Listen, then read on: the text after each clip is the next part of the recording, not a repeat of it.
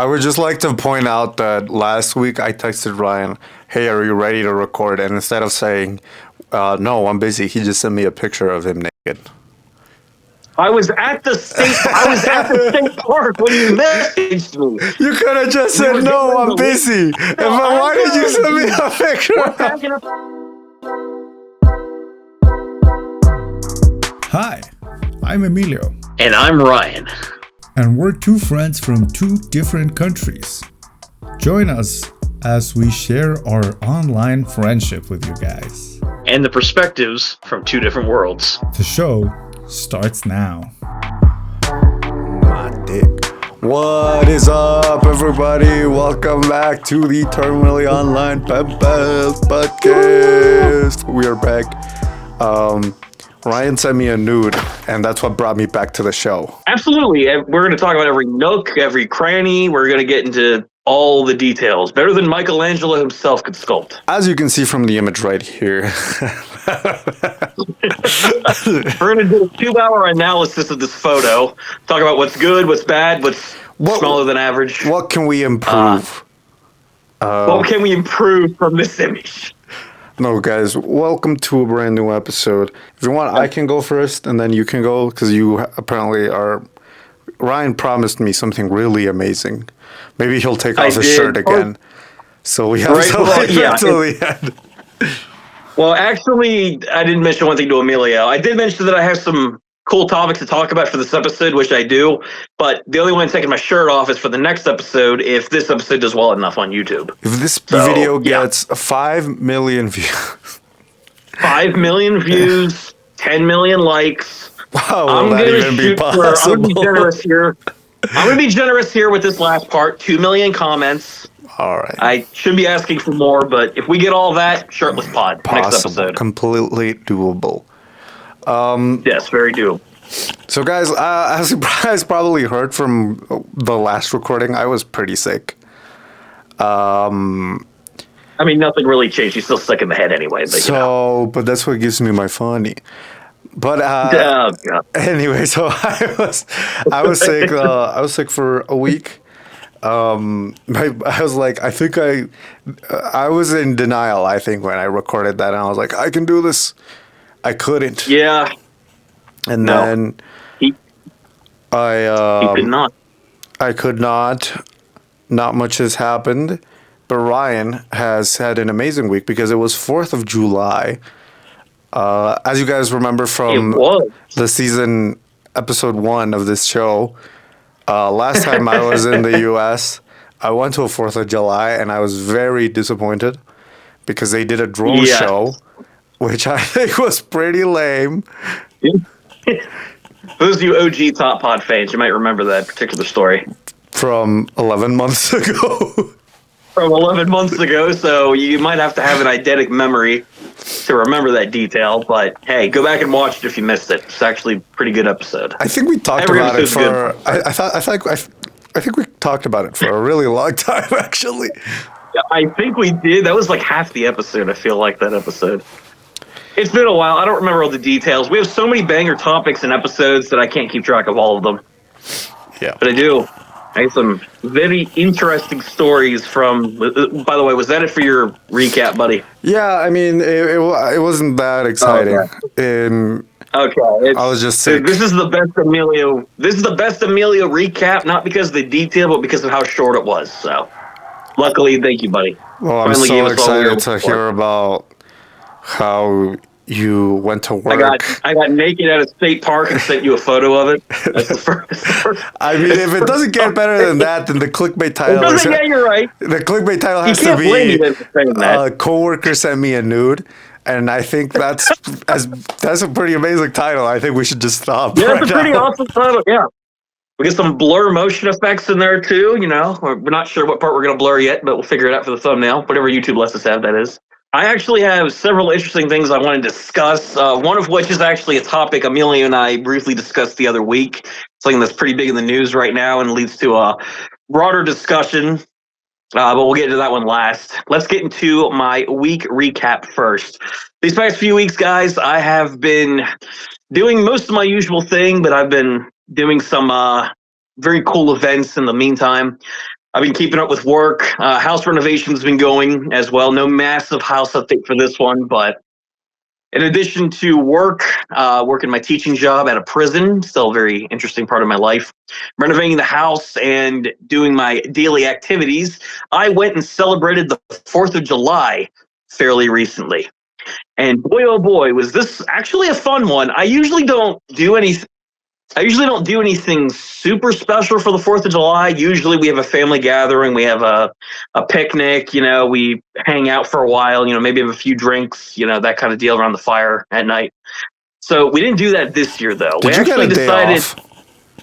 I did, actually. My job in the federal government, for those of you who don't know, I have all federal holidays off. So that includes the 4th of July, Christmas, Thanksgiving.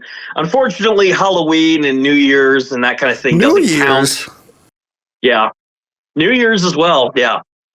But there are certain holidays that we don't have off for because they're not recognized by Congress as being historically significant to the country. That includes Valentine's Day, St. Patrick's Day, and other various holidays. That's why he can only go to the mall on Valentine's Day, guys. Please I know, leave him right? alone. That's the reason why, guys. The budget is really low because I don't have time to prepare. But we ended up deciding to celebrate me being off for the 4th of July and just the holiday in general by going to a local state park near to me known as New Germany State Park, which was a fantastic place. They made a New Germany? Wasn't one Germany already enough? I mean, everyone got sick of old Germany after a while. There was something about 2 world wars that were involved in a lot of other historical shit. So they got rid of that. Then they came out with New Germany, and they came here to the United States to escape all the BS that was going on back in Europe. And then they made a state park out of it. So pretty impressive. This is why I'm a history teacher, guys. If you guys thought that Toy Story 5 was excessive, there's a New Germany. Just wait till you find out about this New Germany. But it's a pretty good state park. It's not too far away from where I live. That's a bit of a drive, but not too bad. They have a lot of really cool things there. They have cabins that people can stay in every year. They have their ice cream and snack shops toward the north end of the park. They have a big swimming area, multiple hiking trails where you can walk through the mountains. It's really beautiful, especially to see all that nice Maryland wilderness out there. So I usually like to go out during the summer to multiple different places. I just got back from vacation, so no major trip for right now. So we take day trips like this. And Germany State Park was really fun. I've been seeing in the news that a lot of people are complaining about the weather in the East Coast, that it's reaching 100 degrees basically every day. Yeah, it was so hot, dude, whenever we went there. That was so... That's why he had to show us his boobs. Yeah, that's the fortunate part maybe for Emilio, but you guys haven't seen the photo, so hope maybe not, except for the thumbnail. But yeah, it was on my trip in New Germany. We mainly swam and hung out on the beach the entire day. It was a lot of fun. But it was during one of those weeks where here in the East Coast and Midwest to a degree, it was over 100 degrees that day. I had to bring all sorts of excess gear with us, like bug spray, multiple bottles of suntan lotion. I tried to find shade on the beach where we swam at. Unfortunately, there was none, and I was extremely burnt at the end of our trip. The swimming hole that we went to was actually not a swimming pool as you might expect. It's actually it's in a bay. So it's in a cove right in the middle of the park. And there's a huge bay lake that goes out for several miles. That's our equivalent to the ocean where I live.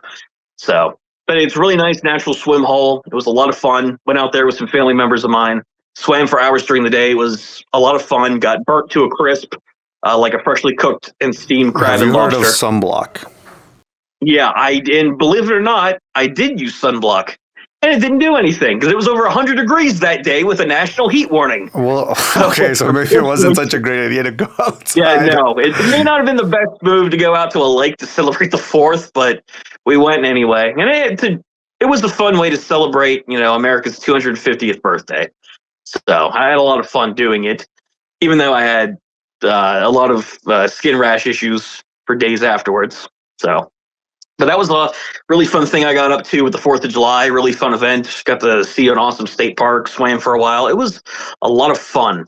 What wasn't so much fun, though, around the 4th of July was something I recently discovered about my workplace. And this is going to affect my schedule going forward. I would just like to point out that last week I texted Ryan, hey, are you ready to record? And instead of saying, No, I'm busy. He just sent me a picture of him naked. I was at the state park when you messaged me. You could have just We said, were getting no, ready I'm to leave. busy. No, Why did you send me beach. a picture? We're packing up our towels and our gear. I'm putting my shirt and shoes back on after we're done. I 'cause didn't had to see get no ready to shoes send Emilio and the no photo. shirt in the But picture. we were getting ready to leave and walk back to the car from the beach, and then Emilio messages me and asks, "Hey, dude, you ready to record?" Even though he didn't ask me prior we were going to record or anything, by the way. I did. So I told him, You actually, dude, no. June 30th, 9:41 p.m. Ryan, yo, No, are he we has good to photographs. record on Friday? Yeah. No. Ryan, the next morning at 3 in the morning. All right, sounds good. I was awake briefly, okay? And then I send him a TikTok that's like, send this to a video of someone who's at work. I mean, a reel. And he says, nice try. I've been off all day, bitch. And then I said, exactly. I texted, can we record in an hour? I got to be out of here at like 8 p.m. And he said, probably not, but and sent me the picture. I did say no. We probably wouldn't be able to record. And then he just sent me the picture. That's what I found really weird. It's like, I was going to say, rather than just saying no, I'm going to show him I'm not available right now. I'm going to show him my boobs. Yeah, I'm naked here at the state park, dude. I have better things to do than record the podcast. It's just that Even is, though that is not so naked, weird to me. That was really weird. Look, that's in case of show don't tell. Okay, so a lesson in filmmaking. Thank you. A lesson in filmmaking. Yeah. So I wanted to show you. You know, rather than saying no, I wanted you to know why I wasn't available for the podcast. Okay. Thank you. So.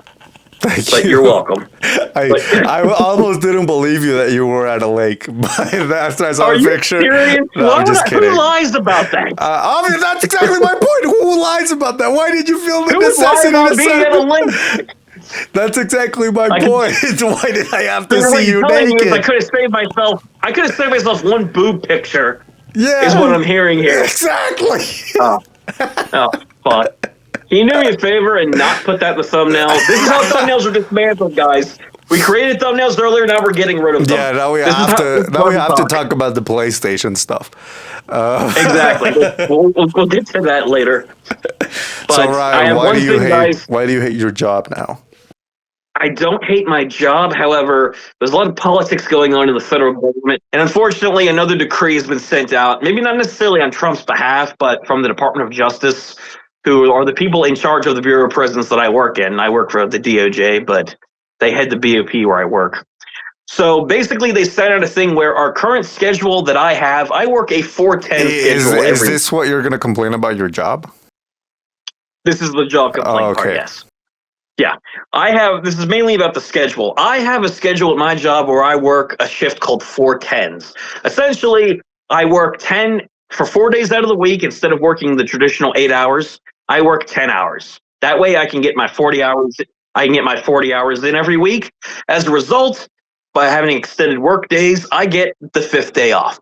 It's pretty nice. You work 4 days instead of 5, just come in slightly earlier, leave slightly later. It's not that bad of a gig. Unfortunately, however, while this system has been in place for several years in the Bureau, unfortunately, I'm so devastated by this. There was recently a memorandum that was sent out via email a few weeks ago now, since our last episode, where they are trying to get rid of the 410 schedule. And now a bunch of people at my workplace are losing that same schedule. It's ultimately up to our bosses and the warden of the prison, but it's looking like we may lose our 410 schedule, guys. Holy shit. What does this mean? Well, this means that if we lose our 410s, we're going to have to go back to working 5 8s. I'm going to have to show up every day for 5 days, work 7:15 to 3:45 Monday through Friday, like a real teacher. This is so devastating, guys. I can't believe this. I'm so disappointed. Because has there been like staff shortages, or why they want you to come in the extra day? There isn't a particular reason why. They wanted to improve efficiency. They figure the longer that you're there at work, the more efficient your job is, or how. But you're already there the same time, the same amount of time. I know, but they figure if we're there instead of a person being off one day out of the week, you can be there all 5 days, and it'll improve workplace efficiency. Because one thing that the Bureau of Prisons is also known for is being severely understaffed. There's a lot of people who don't like prisons. They don't want to work in that environment, be around inmates and all that. So it's quite a bit of a different environment unless you're either used to it or you're willing to give it a shot. Or we're getting really good amount of money. Yeah, or a real, actually, that's another incentive. They give you a lot of money to join up. Several $1,000s just to sign up for the first year or two. So, a lot of money up front. Why am I doing this shit?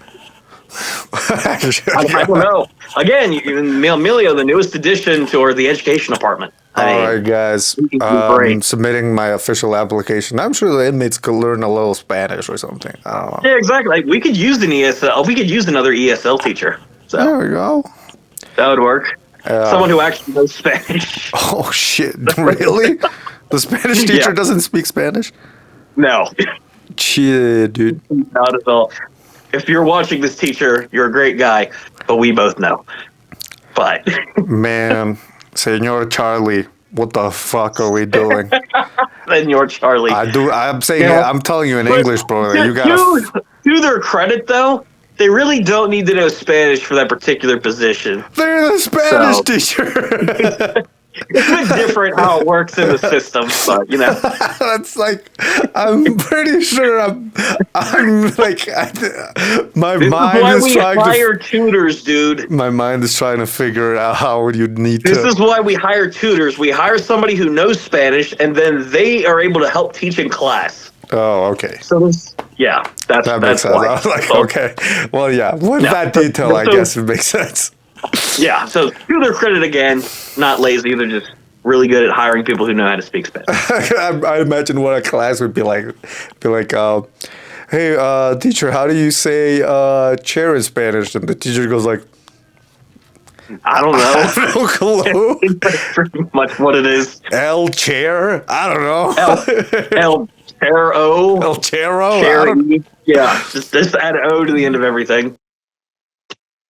But no, guys, in terms of the 410 schedule itself, I'm not too upset about it. I used to work a teaching job during my master's degree where I worked that same schedule. My retail job, it was the exact same case.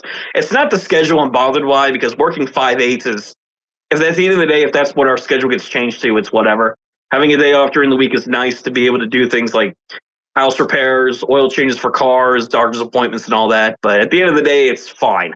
What irritates me more than anything about it, I think, is just the suddenness of it all, where it's like someone saw an open opportunity where the government's more vulnerable to issue this nudge decree like, hey, it's more efficient if you guys get rid of the schedule, and then now everybody's losing that schedule. So that's what bothers me ultimately about losing the government schedule there. Not a huge deal in the grand scheme, but it's just irritating that something like this just came out of nowhere. You think Trump hates our show? Because, all I hear is he tries to make it impossible. I don't know. I'm honestly wondering if the top pod is responsible for a lot of the governmental changes here in the U.S. I am tired of hearing these guys complain that they have no time to record. I'm going to make it impossible for them to record. I am going to make Ryan work 8 days a week. Mr. President, how are you good? I don't know. That's your job. I'm going to make up a new day of the week. The eighth day will be known as Trump's Day. I will make Trump's Day.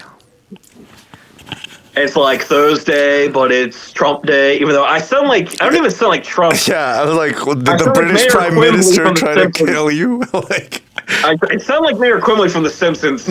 Now, guys, aside from the governmental schedule, this is a big topic. Emilio actually brought it up to me, but I was already thinking about bringing it up on the show anyway.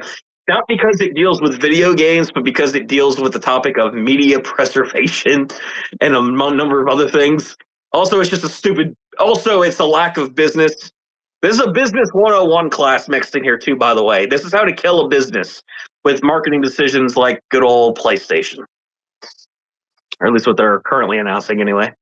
As I told Ryan, PlayStation has moved forward with not selling physical copies. Very bad idea. Very bad idea. Wow, this is... It's like he's right here. Is someone kicking you in the balls underneath that desk? What's going on here? That voice is just getting worse. It sounds like Cartman every time now. I Anyways, don't think you sound like Cartman. I think you sound like a deflated Trump.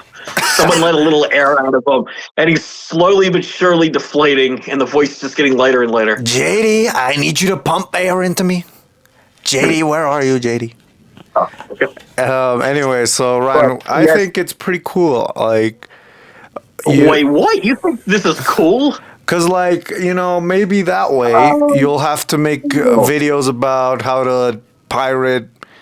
I guess with the benefit of PlayStation, okay, for context again, Emilio mentioned PlayStation, one of the biggest gaming companies in the world, have announced that as of Sony. 2028, when the year starts, they are going to stop producing physical video game discs, which means from now on, from 2028 onward, unless they change their minds, every video game or media related to PlayStation will be all digital. You can't buy physical copies for cheap. You can't You can't own a physical resell a copy of it game. if you're a collector. You can't resell it either, so that's going to kill the reselling market too. Hey, Ryan, how From will this 2028 affect onward. you? It's Does it even affect you, or are you just hating on PlayStation? No, I actually like PlayStation. PlayStation is probably my favorite video game company.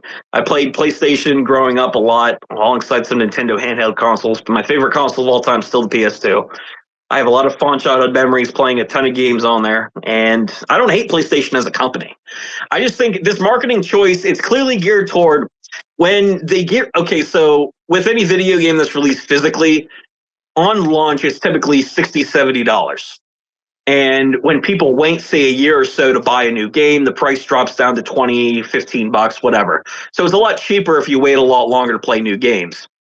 PlayStation's marketing choice here is to simply make more money. They don't have to spend money making the discs or the cases or anything else.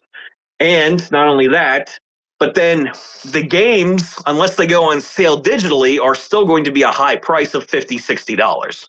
So you can't wait for that physical disc copy to drop in price. You're instead going to have to pay full price to own it digitally, which allows PlayStation to save money from making the discs and make some more money because you're forced to buy them digitally unless you pirate them by some chance, which isn't We're really, not endorsing that we're not endorsing piracy, guys, but I'm just unless you saying, really no. unless you, I'm not endorsing piracy, but I mean, if it comes down to it, a lot of people have done it. That's all I'm saying. So I'm not endorsing This is it, but not a good measure no, against piracy, it is not. which we do Piracy not is bad. endorse. We do not endorse it all, guys. But this is a really big deal, not just for the sake of PlayStation and fans. A lot of people have been complaining on social media. PlayStation's been blasted on YouTube and various other social media platforms. The bigger issue here isn't just PlayStation as a company and ruining the reputations or changing gaming as a whole. It's also about media preservation. When you buy a game digitally or a movie, TV show, whatever, if anything ever happens to that server, that device, or anything else, you lose access to that completely. You can't collect it if you're a collector. You can't physically own it, pop it back into the system if it's digital. If it's lost, it's lost. With physical media, not only is it great for preservation, in order to keep it around for future generations, because it's not on an iPad or a computer or whatever, you have the physical disc or VHS or whatever with you. If for those of you guys who remember those, which is none of you, because all of you came around the time Mr. Beast blew up in 2022. But Why yeah. are you 6-year-olds listening to this? We spent Why are you the listening to first this half of podcast? this. I don't know. We spent the first None of half you know of what VHSs half hour are. of the show talking about Brian's boobs. Exactly. But it helps with media preservation. You can keep the physical discs, VHS, CDs, whatever around. You're able to easily access them. They're a lot cheaper for the consumer to buy, and it just benefits everyone all around. Clearly, this is a move just to save money, and that's the reason why I don't like it. It's the media preservation side of things. I don't personally, it does, on a personal level, does it affect me? Am I enraged in talking about this on social media? No, not really. I buy physical games because they're cheaper, to be upfront. I don't really collect them. I used to growing up, so I understand the people who are still massive video game collectors or whatever. But to me, I play whatever game is the cheapest, whether it's digital or otherwise. But what I do advocate for is media preservation. regardless of which version is cheaper. We should be able to keep video games, movies, TV shows, music, whatever, alive through physical copies. And with PlayStation making this big of a move, other companies are bound to follow suit. Several already have, making certain content exclusive, stopping the production of CDs, vinyl records, and just going completely digital in the music industry. Movies are the exact same way. DVDs are coming to a slow crawl. VHS has been dead for decades now, and everything's moving digitally. I like the idea of media preservation to still have as an option, not to do away with it completely. That's why this story bothers me. Yeah, I think ultimately it's much more about you don't actually, like, you can buy it digitally, but you don't actually own it, really. You don't really own it. Yeah, I mean, I think that's sort of the bigger issue. Also, I think, yeah, that's a good one, because with like a video game, for example, you buy it digitally and it requires an internet connection. Well, you can't play it because you bought it off the store. So the product that you received, you can't buy unless you have an internet connection or you're relying on the company. You have a physical game, you can pop that in and play it whenever you want. I guess that means Microsoft wins. All right, console wars ended, I guess. As the war is over, Xbox officially wins. You heard it here first. Well, yep. Ryan, we're at the end of the show. You know what time it is. It's time for an awesome edition, in fact, of Ryan Recommends, maybe? Guys, it's time to hear what Ryan recommends. Well, guys, it's been quite a while since I've done a Ryan Recommends, and this time around, we're going to go a little crazy, a little insane with this Ryan Recommends. So, yeah, and in honor of the 4th of July, and with this talk about preservation in media and protesting against PlayStation, what I want you guys to do, first of all, go to your local state park like I did. Doesn't have to be to celebrate anything. Go there with your family, friends, form a huge group.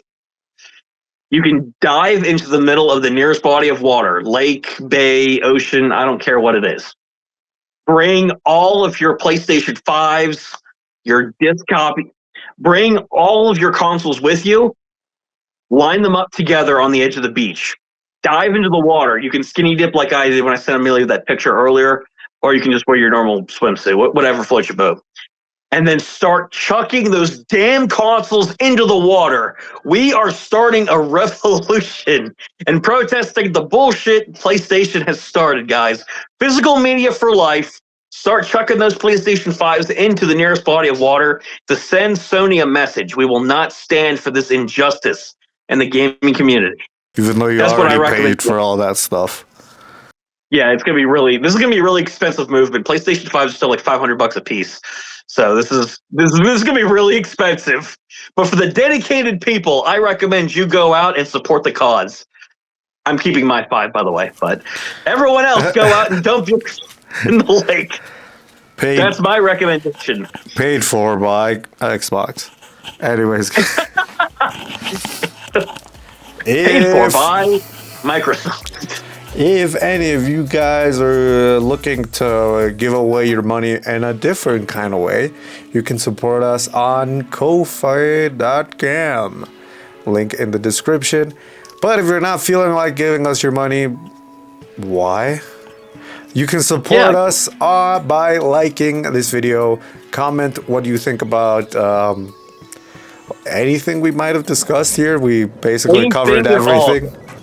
We will read it in the next episode. And for those of you, we need to make a quick announcement too before we end this off. Guys, I am sorry to admit it's looking like our Instagram account is dead. Yeah, so that none of you who followed it. Yeah. Instagram is dead, guys. Unfortunately. So. You can go follow it. I mean, we won't really post on it for a while. We won't be posting anything on there, but fuck it. But yeah, and you can also follow us on TikTok. Follow us on TikTok and definitely on YouTube, guys. Link below. And if you're the one person that listens to the show on Spotify, how's it going? Welcome, guys. Thank you. This is for you, guys. I hope this episode makes you proud. And yeah, that's about it. Goodbye. Goodbye. All right.